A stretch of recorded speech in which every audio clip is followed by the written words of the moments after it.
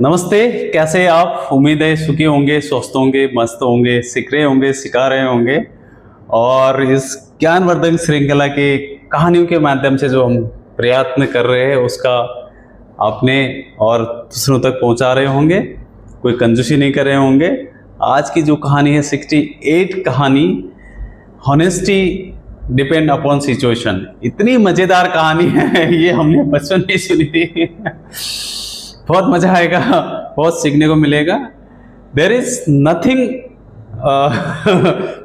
Like a truth, there is nothing, ऐसा situation ऐसा कुछ नहीं है कि हर चीज हर समय सत्य ही कहा जाए, सत्य ही बोला जाए, ऐसा कुछ नहीं है।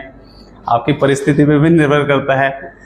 तो कई बार कुछ चीज़ों से बचने के लिए झूठ का भी सहारा लेना होता है, तो लेते ही है। हर महान पुरुष भी लेते हैं। हमने काफ़ी लोगों के जीवन का कहानियाँ, उनके जीवनचर्या, उनके जीवन को अध्ययन किया है।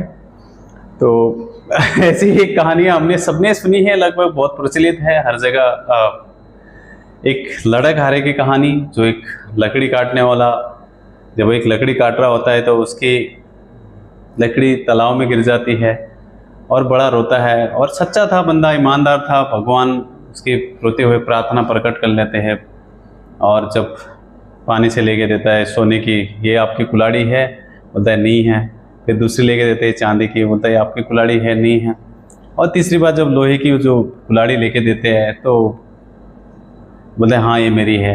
उसकी ईमानदारी देख के भगवान इतने प्रसन्न होते हैं कि तीनों उसको दे देते हैं और आश्वासन देते कि बेटा अब मैं आपकी ईमानदारी से बहुत प्रसन्न हुआ, और भविष्य में जब भी अगर आपको मदद की ज़रूरत है मुझे पुकारना, मैं आपकी सेवा के लिए, मदद के लिए आ जाऊँगा।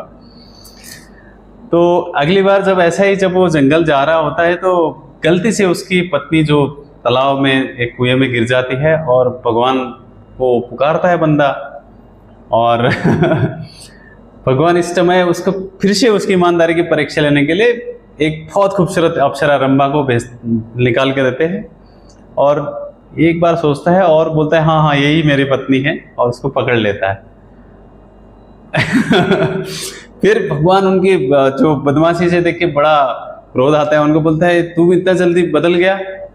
तो लड़का बड़े समझदारी से बोलता है कि देखो आप फिर और एक लेके आते हैं सुंदरी, फिर लास्ट में मेरी पत्नी लाते हैं और बोलते कि तीनों रख लो। तो मैंने सोचा एक पत्नी का भरण पोषण नहीं हो सकता है, तो मैं तीनों का कैसे करूँगा?